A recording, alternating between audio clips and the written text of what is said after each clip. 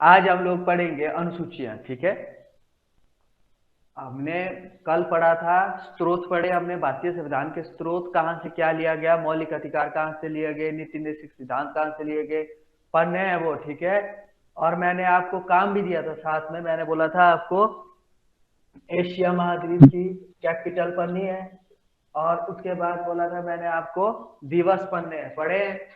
भारतीय संविधान की कितनी अनुसूचियां पढ़ी थी हमने? वर्तमान में 12 अनुसूचियां हैं। पहले कितनी थी? मूल संविधान में 8 थी पहले। 8। हाँ, अब 12 हो गई है। ठीक है, तो हमने 12 अनुसूचियां पढ़नी है। ये इजी है। मैं भाग तो हम सारे नहीं पढ़ेंगे, भाग 22 है, भाग तो हम सारे नहीं पढ़ेंगे, मोस्ट मोस्ट पढ़ाऊंगा मैं, लेकिन अनुसूचियां हम लोगों ने 12 ही पढ़नी है, क्योंकि ये मैं ट्रिक से ही बताऊंगा आपको, ट्रिक से ही पढ़ना है। ठीक है, देखो, एस एस और एससी, एससी जनसभा से बदला पंचनगर। ऐसे ऐसे याद रखना आपने, पंचनगर। ठीक है, ये पहले पूरा ही लिख लो ट्रिक।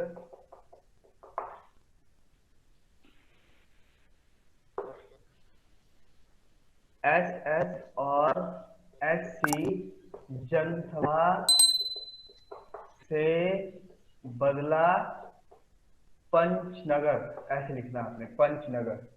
ठीक है, अब एक एक देखते जाना है, क्योंकि इजी है, कोई ज्यादा टफ नहीं है ये। ठीक है, एक बार आप पढ़ेंगे ना तो फिर आपके लिए इजी हो जाएगा, शेड्यूल आपको सारी याद हो जाएगी। ठीक है, अनुसूचियां सारी याद हो जाएगी। देखो, एक एक शब्द से एक एक अनुसूची आपको याद होगी। ठीक है, जैसे एस है, एस स्टार्टिंग का वर्ड देखो, एस, एस से क्या है? States, states. ठीक है, भारत क्या है? एक राज्य का संघ है।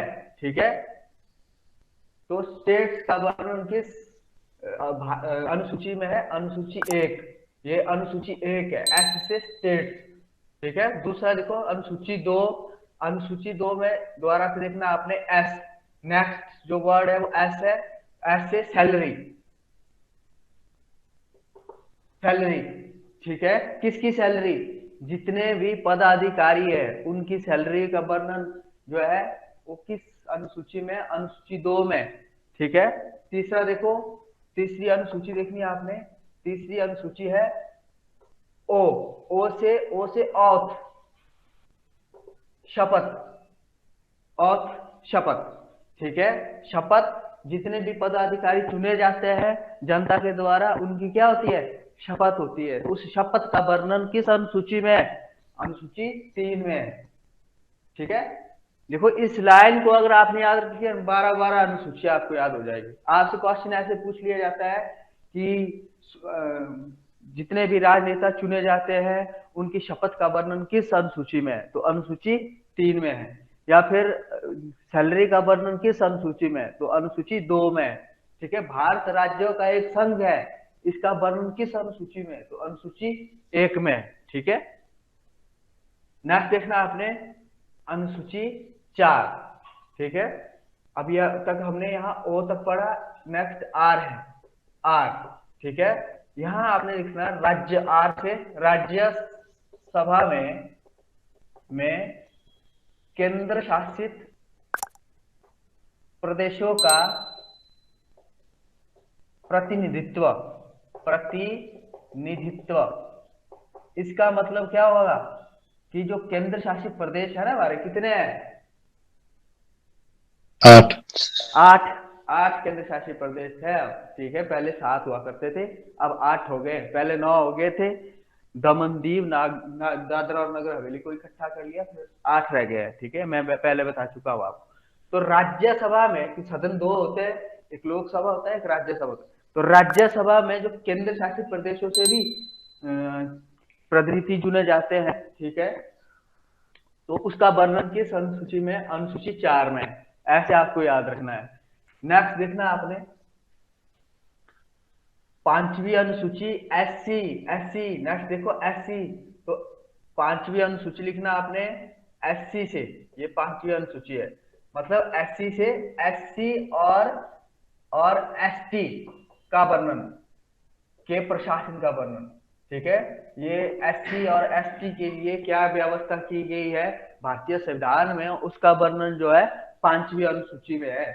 ठीक है, तो एससी एसटी का वर्णन देखो, एससी से आपको याद रखना है, यहां से एक एक शब्द पकते जाना है, आपको पूरी अनुसूची याद हो जाएगी। एस से स्टेट्स, एस से सैलरी, ओ से औथ, आर से जो है राज्यसभा में केंद्र शासित प्रदेशों का प्रतिनिधित्व, एससी से एससी एसटी का वर्णन है। अनुसूची 5 तक हमने पढ़ लिया। ठीक है, आगे लिखना आपने जन, अनुसूची 6 जन, इससे क्या है जनजाति क्षेत्र, जनजाति क्षेत्र। ठीक है, ट्राइबल एरिया, ट्राइबल एरियाज का वर्णन जो है किस अनुसूची में है, अनुसूची 6 में, ट्राइबल एरिया। ठीक है, जो दूर दराज के क्षेत्र होते हैं, ठीक है, उनका वर्णन किस अनुसूची में है, अनुसूची 6 में। आगे देखो अनुसूची 7, ठीक है, जन से आगे स लिखना, स से लिखना आपने शक्तियों का बंटवारा, शक्तियों का बंटवारा, का बंटवारा। ठीक है, शक्तियों का बंटवारा, शक्तियों का बंटवारा का क्या मतलब है, पहले ऐसा होता था कि केंद्र ही प्रमुख होता था, लेकिन अब क्या हो गया है, केंद्र से शक्तियां जो है राज्यों की तरफ बांट दी गई है। अब जो है यहाँ पर हम पढ़ते हैं, एक संघ सूची का विषय होता है, फिर राज्य सूची का विषय होता है, फिर समवर्ती सूची का विषय होता है। ठीक है, राज्य सूची, संघ सूची, राज्य सूची और समवर्ती सूची, ये 3 है। संघ सूची क्या होता है, इसमें कानून जो है वो सिर्फ केंद्र बनाता है, संघ का मतलब होता है केंद्र, केंद्र। बहुत जगह जो है संघ संघ शब्द का उपयोग किया जाता है, तो संघ का मतलब होता है केंद्र, आपको ये याद रखना है।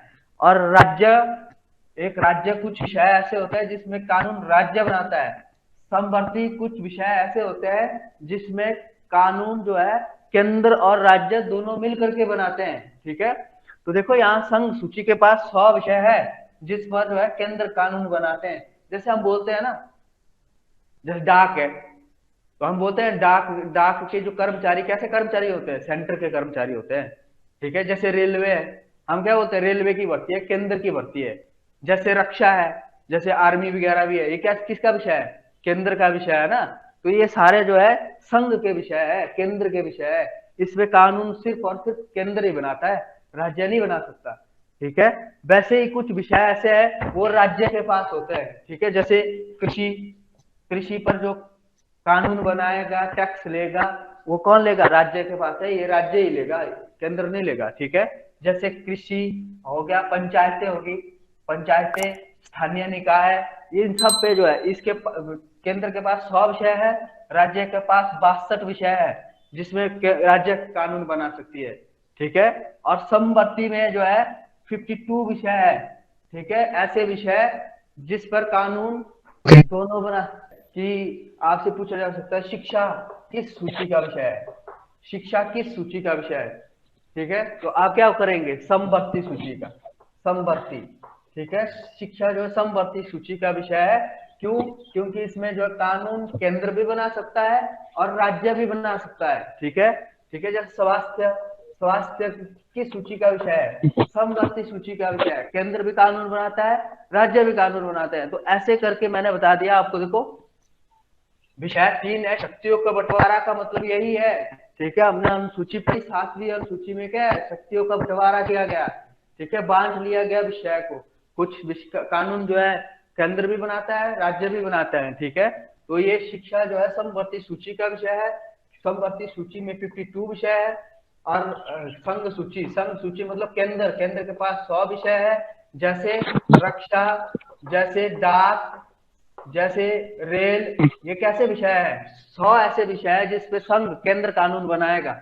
और उसके बाद राज्य सूची है, इसमें जो है 62 विषय है, जैसे कृषि, जैसे पंचायतें, ठीक है, जैसे स्थानीय निकाय, इनपे कैसे, इनमें क्या कानून कौन बनाएगा, राज्य बनाएगा। ऐसे आपको याद रखना है। ठीक है, कई कई बार सीधे पूछ लिया जाता है आपसे, रक्षा से रिलेटेड हो सकता है, पूछ लिया जाए कि जो है रक्षा किस सूची का विषय है।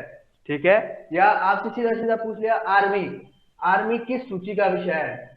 ठीक है, केंद्र। आप क्या, हाँ केंद्र सूची का विषय हो जाएगा वो। ठीक है, समझा ना आप लोगों को मैं क्या बोल रहा हूँ? ठीक है।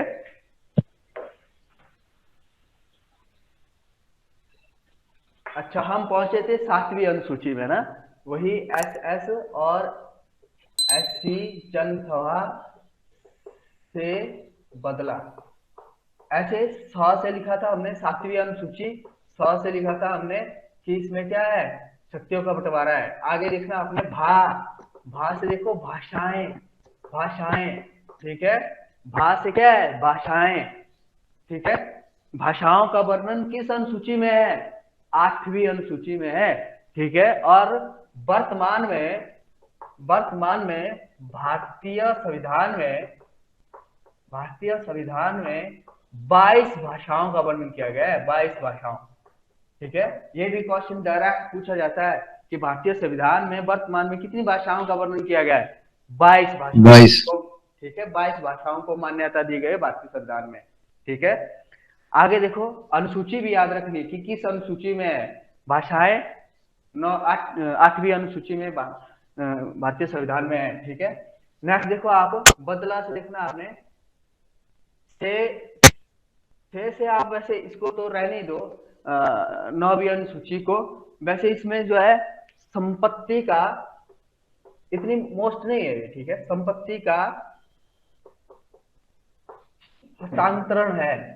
ठीक है, हम जो है संपत्ति को सरकार अधिग्रहण, संपत्ति का अधिग्रहण लिखे आप, अधिग्रहण, अधिग्रहण क्या कर सकती है सरकार? संपत्ति को हटा सकती है अगर 4 लाइन बन गई है। ठीक है, 4 लाइन बन रही, देखो ये पॉलिटिकल साइंस ना एक ऐसा सब्जेक्ट है, इसका पता आपको ऐसे भी होना चाहिए। ठीक है, क्यों? क्योंकि बहुत सारी चीजें ऐसी होती है, जैसे मान के चलो आपको किसी चीज का पता नहीं होगा, जैसे हमें यहाँ बोलते हैं कि आर्टिकल 16 है, आर्टिकल 17 है। ठीक है, आर्टिकल 17 में क्या कहा गया है कि छुआछूत की मनाही है। ठीक है, किसी के साथ हम जो है जाति के आधार पर छुआछूत नहीं कर सकते हैं। या फिर आर्टिकल 15 है, उसमें क्या कहा गया है, लिंग, जाति, धर्म के आधार पर हम किसी के साथ भेदभाव नहीं कर सकते हैं। अब जैसे हम तो यहाँ पर जो है मैक्सिमम हिंदू धर्म के है, कोई मुस्लिम धर्म का आ गया और उसको जो है हम लोग दरकिनार करने लग गए, तो वो गलत है। ठीक है, अगर हमें इन चीजों को पता नहीं होगा तो हम लोग क्या अपने अधिकारों के खिलाफ लड़ सकते हैं? पहले हमें पता होना चाहिए ना कि क्या हमारे प्रोविजन क्या है। ठीक है, तो ये देखो यहाँ पर संपत्ति का अधिग्रहण का मतलब ये है कि अगर कहीं से 4 लाइन निकल रही है, अब बीच में प्रॉपर्टी किसी की आ गई, तो सरकार उस प्रॉपर्टी को हटा सकती है, घर को उखाड़ सकती है। समझा? उसके लिए कोई मना नहीं कर सकता कि मैंने, मेरे तो मेरे दादा परदादा की जमीन है, मैं तो इसको नहीं उठाऊंगा, मेरे घर को तुम नहीं उखाड़ सकते। लेकिन वो उखाड़, वो सरकार जो है, उसको सरकार के पास अधिकार है, इसका वर्णन किया गया है 9वीं अनुसूची में कि सरकार हटा सकती है, मना नहीं कर सकते। समझ आ रहा है ना आप लोगों को मैं क्या बोल रहा हूँ? ठीक है, ऐसे यस प्रोविजन है। सर। ठीक है, तो आपको पता होगा, ये तो ऐसा नहीं है पढ़ने के यस लिए सर। नहीं है, ये पढ़ने के लिए नहीं, ये मतलब आपको ऐसे भी पता होना चाहिए कि ये ऐसी भी चीजें भारतीय संविधान में है। ठीक है, आगे देखो बदला, बदला, बदला से दल बदल है, दल बदल। ठीक है, बुंजवा संवैधानिक संशोधन हुआ था 1985 में, दल बदल मतलब कोई एक दल से दूसरे दल में जा सकता है। ठीक है, राहुल गांधी कांग्रेस छोड़कर के बीजेपी में भी आ सकता है। आ सकता है? नहीं आ सकता। नहीं आ नहीं आ सकता था। सकता। गलत दिखाने दो सर। ठीक है, ये है दल बदल। अनुसूची कौन होगी? 10वीं अनुसूची होगी। देखो यहाँ तक हमने 10 अनुसूचियां पढ़ ली। ठीक है, इजी है यार, अगर आप किताब में जाओगे ना कभी समझ में नहीं आएगा आपको।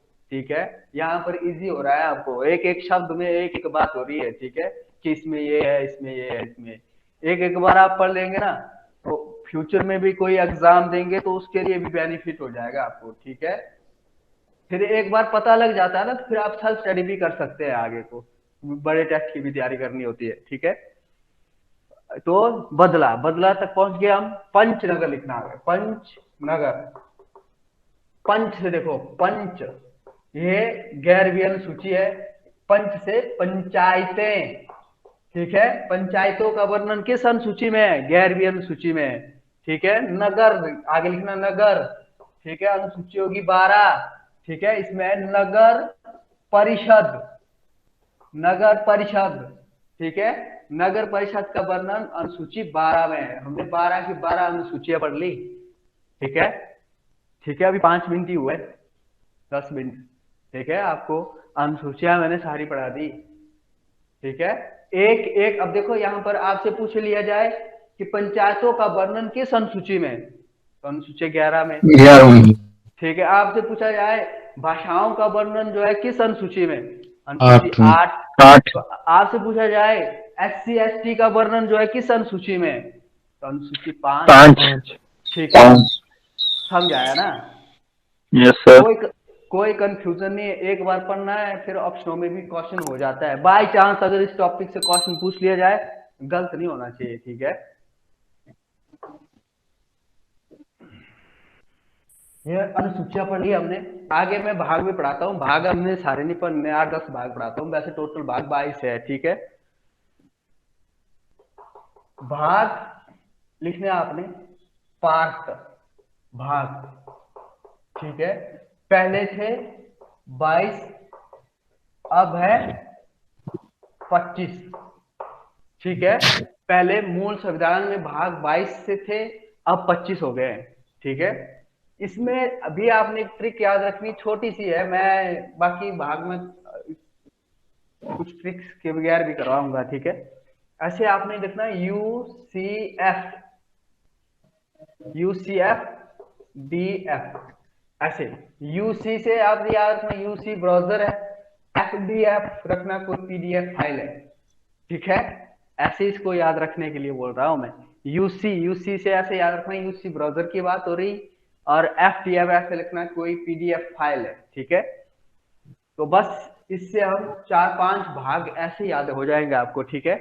ये देखो union territories,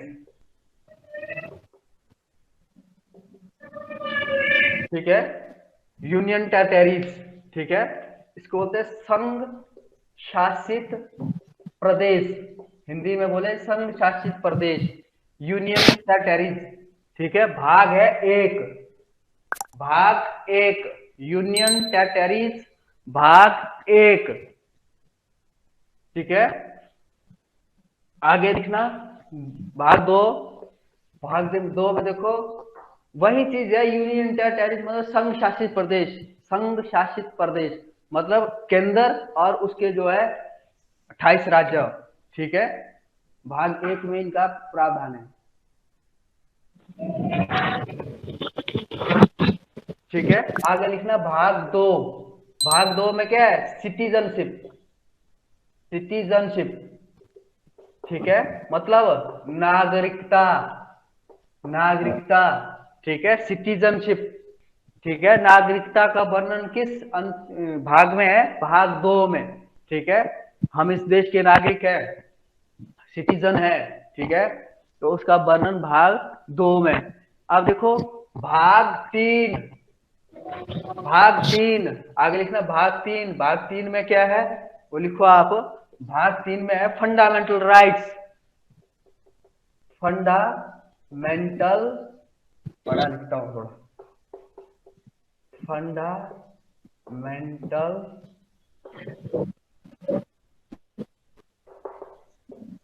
right, fundamental rights मतलब क्या, मौलिक अधिकार, मौलिक अधिकार, ठीक है। यू से यूनियन टेरिटरीज, सी से सिटीजनशिप, एफ से फंडामेंटल राइट, ठीक है। फंडामेंटल राइट मतलब मौलिक अधिकार, ठीक है। आपसे सीधा सीधा पूछा जाता है कि मौलिक अधिकार का वर्णन किस भाग में है, तो भाग तीन में है, ठीक है। मौलिक अधिकार का वर्णन किस भाग में है, भाग तीन में है। हाँ, आगे लिखना आपने डी, देखो डी से क्या है, डी लिखना भाग चार, ये है directive principle, directive principle, directive principle मतलब क्या, नीति निर्देशक सिद्धांत, डायरेक्टिव प्रिंसिपल्स का मतलब क्या हुआ? नीति निर्देशक, निर्देशक सिद्धांत, सिद्धांत, नीति निर्देशक सिद्धांत। ठीक है। भाग 4 डायरेक्टिव प्रिंसिपल्स, नीति निर्देशक सिद्धांत का वर्णन भाग 4 में। ठीक है, हमने पीछे पढ़ लिए हैं। नीति निर्देशक सिद्धांत कहां से लिया गया है? आयरलैंड। आयरलैंड। ठीक है, मैंने कल इसकी कैपिटल भी पूछा था आपसे, कि अब तो याद हो गई होगी। आयरलैंड की राजधानी क्या है? कायरो। वो मिस्र की है। डबलिन। डबलिन। कल मैंने पूछा भी था, आप भूल जाते हैं, ध्यान से पढ़ा करो। ठीक है, यहाँ ध्यान लगाया करो। ठीक है, ये है नीति निर्देशक सिद्धांत, आयरलैंड से लिए गए हैं। ठीक है, और किस किस भाग में इनका वर्णन है? भाग 4 में इनका वर्णन है। आगे देखो, फंडामेंटल ड्यूटीज, ये भाग 4 क है। ये भाग 4 क है, जोड़ा गया है बाद से। ठीक है, पहले नहीं था, पहले तभी मैं बोलूं इसमें जोड़े गए हैं भाग। ठीक है, 25 हो गए, पहले 22 हुआ करते थे। ठीक है, तो भाग 4 क है ये। एफ से लिखना अपने fundamental, fundamental duties, fundamental duties. ठीक है, फंडामेंटल ड्यूटीज, ये फंडामेंटल ड्यूटीज है। ठीक है, मतलब क्या है? मौलिक कर्तव्य, मौलिक कर्तव्य। भाग 4 क में क्या है? मौलिक कर्तव्य है, समझा? ठीक है, कितने मौलिक कर्तव्य है हमारे? मौलिक कर्तव्य, मौलिक 11। हाँ 11। पहले 10 थे मौलिक कर्तव्य, पहले 10 थे, अब जो है 11 हो गए हैं। ठीक है, पहले 10 थे, अब 11 मौलिक कर्तव्य हो गए हैं। ठीक है, वो मौलिक कर्तव्य आगे आपको पढ़ाऊंगा। ठीक है, ये ट्रिक हमारी यहीं तक थी, भाग 4 क तक। देखो ये मोस्ट भी है, आपसे पूछा जाता है मौलिक अधिकार का वर्णन किस भाग में है, नीति निर्देशक सिद्धांत किस भाग में है, मौलिक कर्तव्य किस भाग में है। ठीक है, बाकी लिखना आपने आगे को, मैं मोस्ट लिखाता हूं, ये बगैर ट्रिक के है। ठीक है, आगे लिखना आपने भाग 9।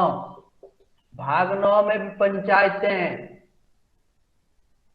भाग 9 में पंचायतें हैं। वहां हमने अनुसूची में कहा पढ़ा था? अनुसूची 11 में पंचायतें थी, भाग पूछा जाए तो भाग 9 में पंचायतें हैं, समझा? ठीक है, यहां लिखना आपने भाग 10, भाग 10 वहां पर पढ़ा था हमने, अनुसूची में पढ़ा था हमने।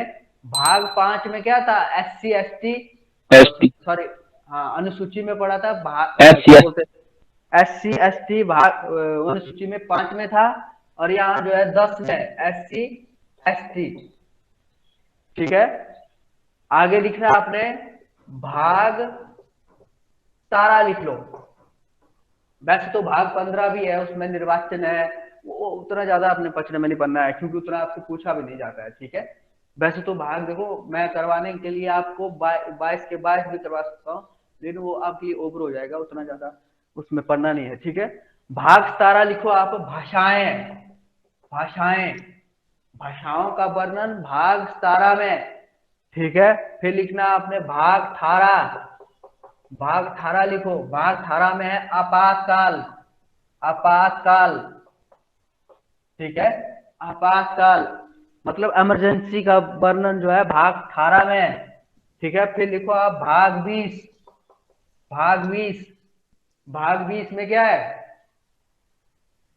भाग 20 में जो है संशोधन प्रक्रिया है, संशोधन, संशोधन प्रक्रिया, संशोधन प्रक्रिया। ठीक है, बस ये हमने भाग मोस्ट भाग पढ़े हमने, ज्यादा नहीं आपको याद रखने हैं ना। मैंने आपको देखो स्टार्टिंग के 4-5 भाग करवाए, फिर उसके बाद जो है 4-5 भाग मैंने आपको बाद के करवाए। ठीक है, जैसे भाग 9, भाग 10, भाग 17, भाग 18 और भाग 20। ये मैं ये सारी चीजें आपको इसलिए करवा रहा हूँ, देखो आने के लिए मेरे हिसाब से नहीं आएगा, है ना। वो तो सिलेक्टर डालेंगे, वो किस हिसाब से डालते हैं आपको क्वेश्चन। मैक्सिमम ये है कि ऐसा कोई क्वेश्चन हो नहीं जो आपसे छूट जाए, ठीक है। हो सकता है आपसे भाग से क्वेश्चन ही पूछ लिया जाए, तो इसलिए भाग मैंने आपको मोस्ट आपको करवाए हैं, ये मोस्ट ही है, किसी न किसी पेपर में ये भाग पूछे गए हैं, समझाया। तो एक बार इनको पढ़ लेना है, आप लिए बेनिफिट हो जाएगा, ठीक है। ये आगे के लिए भी आपको काम में आएंगे, वेरी वेरी मोस्ट है, ठीक है।